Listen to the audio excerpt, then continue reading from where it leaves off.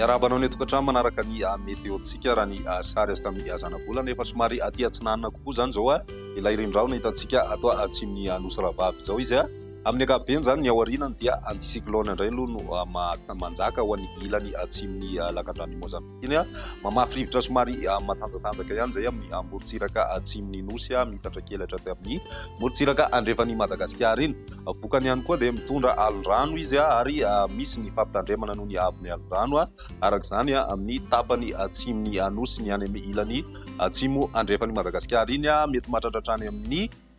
efatra metatra ny avy onja ao anatin'izay misy fitarana kely aty amin'ny morontsiraka andrefana ihany koa izay alondrano zay mety mahatratratrany amin'ny 2.5 metatra ny avy onja amin'iny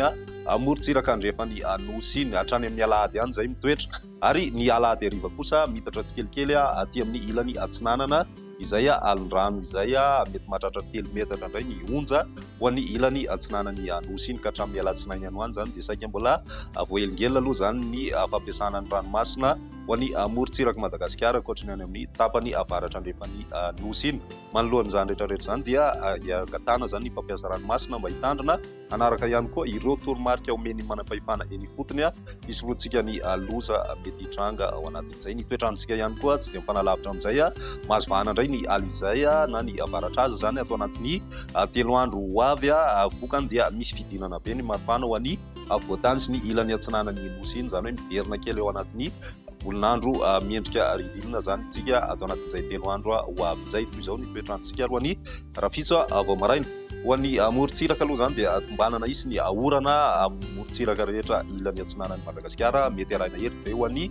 voatany sy ny ilany atsinanany voatany ary ny any amin'ny ilany andrefana kosa indray dia mibalika tanteraka ny masoandro ankoatrany any amin'ny morontsiraka ny nosy be sy Sofia mety misy tandridraona mandalo vao maraina. Ho an'ny rapiso tolakandro mbola mitoy hatrany izay voninandro izay ary manorana hatrany zany ny morontsiraka atsinanany Madagasikara. Misy ihany koa ny herikandro ho an'ny voatany efa somary mandraondraona moa zay ho an'ny tapany atsimo atsinanany nosy ny ilany andrefana kosa dia mibalika tanteraka hatrany ny masoandro. Ny maripana ho vinavina amin'izay rapiso izay ny ambany indrindra midina hatrany amin'ny 6 degré celsius ho an'ny voatany ary 2.20 ka hatramin'ny 20 kosa ny ambony indrindra ho an'ny voatany hatrany. Ny tapany atsimo atsinanana tafidina hatrany amin'ny 13 degré ny ambony indrindra torabe koa ny any amin'ny tendrony atsimon'ny Madagasikara. Ho an'ny ilany atsimo andrefana kosa eo amin'ny 20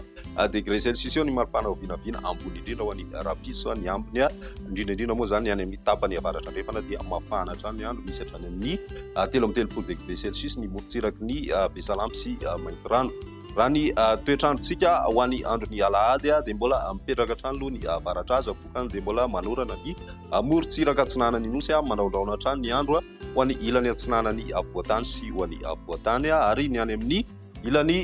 ndrefan'ny Madagasikara zany hoe ny any amin'ny faritry melaky sy ny any amin'ny distriktan'ny Miandovazo mety mandraondraona ny andro ny tapakandro ariva mety misy tandrivodraona mandalo ao anatin'izay. Ny ambiny kosa dia